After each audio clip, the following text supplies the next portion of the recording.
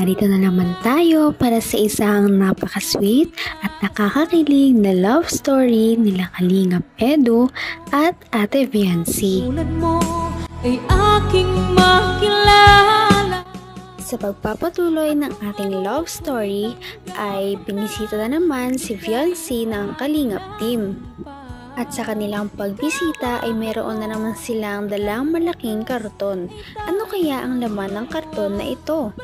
Talaga namang nagulat si Viancy sa pagdating ng Kalingap team dahil nga napakalaki ng karton na kanilang dala at mukhang napakabigat nito. Kaya naman sinabi niya at tinanong niya kung ano ba ang laman nito. Ngunit wala munang sumagot sa kanila kung ano ito dahil ito ay isang sorpresa. Nawala naman ng saglit ang isip ni Viancy sa malaking karton dahil nakita niya si Kalingap Edu. Agad na naman silang nagtitigan at nagngitian sa isa't isa. Mas nagulat pa ang mga viewers at kinilig dahil may dalang bouquet at cake si Kalingap Edu para kay Viancy. Bagong gising kaya ta. Happy first monthsary. Okay po. Saka may cake pa oh. Para sa'yo. Wala sa mga Valentine's Hindi. First monthsary natin. Nabigla ka. Nagulat naman ang Kalingap team dahil sa pagpasok nila ng bahay ni Viancy ay kitang-kita ang pagbabago nito. Sabi naman ni Viancy na hindi magiging posible ang lahat kung wala si Kalingap Rab at ang Kalingap team, ganun na din ang kanyang mga supporters na patuloy na nagmamahal para sa kanya, kaya naman unti-unting umaangat ang kanilang buhay.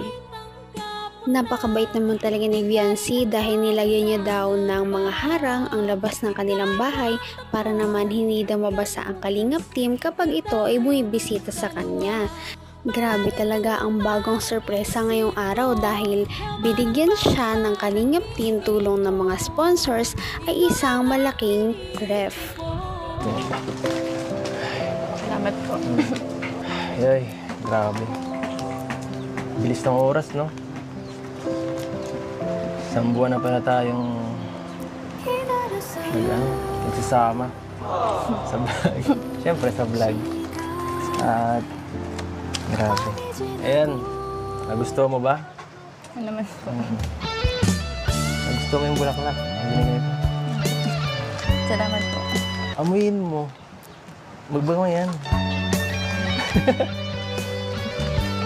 Hindi ka naniwala. Salamat po sa Bagay na bagay sa'yo. Para yan sa mga tao. Binibigay yan sa taong, siyempre, special sa'yo. Napaka-sweet naman talaga ni Kalingap Edu dahil may pa-flowers pa siya para kay Viancy. Sabi naman ni Viancy na ito daw ang first time na nakatanggap siya ng mga ganitong bagay. Kaya naman tuwang-tuwa din talaga siya. Maya-maya ay nalungkot naman si Kalingap Edu dahil hindi pala alam o naalala ni Viancy na isang buwan na silang magkasama sa vlog. Buti na lang. Suot mo yung sing-sing natin.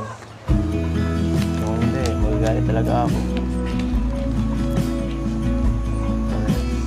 Sana ay hindi lamang sa labi mo maririnig. Yan ay Bakit mo yun?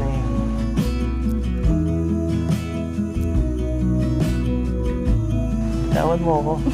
Bitawad mo ako.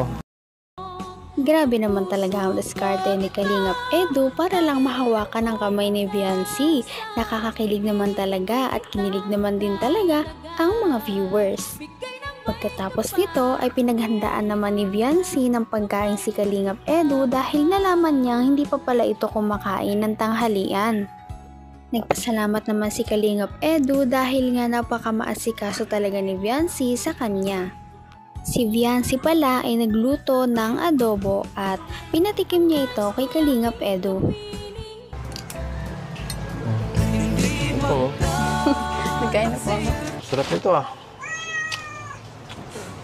Sino nagluto? Ako po. Ikaw? Sarap po ba? Oo naman. Basta ikaw naman ang gano'n eh. Laging masarap. Kaya ako sa'yo eh.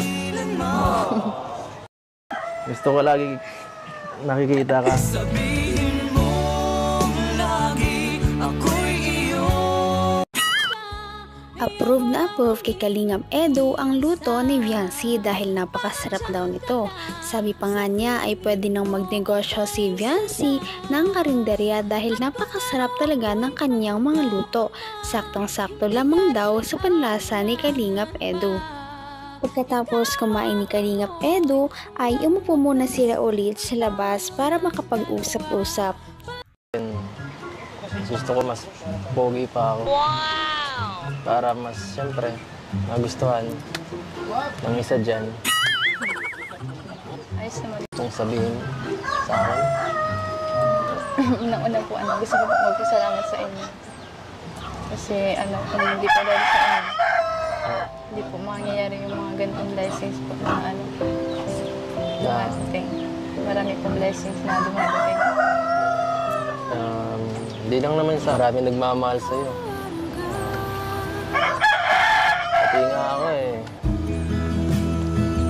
Gusto ko. Nagkagusto. Nagustuhan ko lang. Nagustuhan. Hindi ko rin naman inaasahan na darating sa ganito eh. Kakagusto. At ayun na nga, umamin na rin sa wakas si Kalingap Edu na mayroon siyang gusto kay Viancy. Dahil sino ba naman daw ang hindi magkakagusto kay Viancy? Bukod sa babait, family-oriented pa at napakaganda niya pang dalaga. Ngunit kinlaro din ni Kalingap Edu na huwag niyo munang isipin yon dahil mag-focus muna siya sa kanyang pag-aaral. Matapos ang sweet na confession ni Kalingap Edu ay lumabas muna sila para magpahangin. Nirequest niya rin kay Viancy na kung pwede ay kantahin niya ang kinanta noong birthday ni Kalingap Edu. Mula sa simula at may hanggang wakas ay di ka magpapabala. Sana ay hindi lamang sa labi mo maririnig. Yun ay asahan mo pagkat ako'y tapat sa pag-ibig. Sa hirap. Huwag ko kayo magtitig. Sabihin mo lagi ako'y iyong mahal. Nagpasalamat si Kalingap Edu at sabi niya na ito na daw ang kanyang bagong favorite song dahil kinanta siya ni Viancy. Nagpasalamat din siya dahil kinanta niya ulit ito dahil noong kanyang birthday ay hindi niya masyadong narinig dahil marami daw na magulo sa paligid. Pagkatapos namang kumanta ni Viancy kay Kalingap Edu ay sinurprise siya ni Kalingap Edu ng mga bagong gamit na galing sa mga sponsor doon sa Hong Kong. Isa-isa nila itong binuksan at tuloy-tuloy lang sila sa pagtawa dahil sa mga biruan na nagaganap. Grabe talaga magmamahal ng mga supporters dahil napakarami na namang mga bagong gamit na binigay kay Viancy at ang mamahal pa ng mga ito. Ano ba kayo? Sinisira niyo yung kanta eh. Sinisira mo yung kanta eh. Gusto niyo po? Ha? Gusto niyo po? Iba ang gusto ko eh. Iba ang gusto ko. Ano, bagay naman yata kayo. Lagi ako'y iyong mahal. Hindi panandali lang. Marami talaga ang humahanga kay Viancy kaya naman marami siyang natatanggap na blessings. Ngunit hindi rin kinakalimutan ng mga sponsors at supporters si Kalingap Edu dahil pareho silang pinadalahan ng sapatos. Kaya naman sinasabi na meron daw sila ngayong couple shoes. Napaka-sweet din talaga ni Kalingap Edu dahil makikita natin na isusuot niya pa kay Viancy ang sapatos. Bukod ko sa'yo para matuwa yung nagbigay. Ako na po yan. Ha? Ako na po. Ano? Ako na po Ano maso. ba? Ganito yung Gusto ko ako nagsisilbi dito sa'yo. Akin ang tama. Kaya ko na po. Ano ba? Akin Kaya na ko nga. na po mag-ano. Kaya mo na gano'n. Ako na pumasukan. Hindi mo kaya ang sarili mo. Alam ko mahihirapan ka lang. Akin na nga. Wala, ang laki. Kaya. Teka, di yata ka. Sabi, laki pala ng paa mo ah. Teka lang ha. Teka lang. So, uy, teka. Kasya.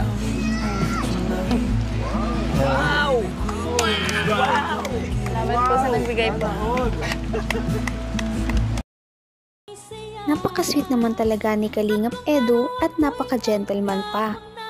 Pagkatapos nito ay binigay naman ni Kalingap Rab ang mga pinansyal na tulong para kay Viancy at in-announce din niya na kompleto na ang pampabrace sa kanya. Dito natin makikita kung gaano kamahal ni Viancy ang kanyang pamilya dahil sinabi niya na kung pwede ay unahin muna ang pagpapatayo ng kanilang bahay bago ang sa kanya. Ano? Kahit saka na po yung brace. Yung Oo. po muna sa bahay. Ano? Sa bahay po muna. Sa bahay na muna. Ayaw mo nang mapabrace na muna tayo? Okay pa naman po. Okay lang po kahit ano. May isa po yung bahay namin.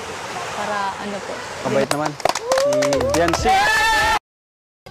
Grabe naman talaga at napakabait ni Viancy, no? Sana ay patuloy natin silang suportahan, gayon na din si Kalingap Edu. May pag-asa nga kaya si Kalingap Edu kay Viancy? Yan ang ating aabangan sa mga susunod na video. Maraming salamat sa inyong panonood at pakikinig. Bye!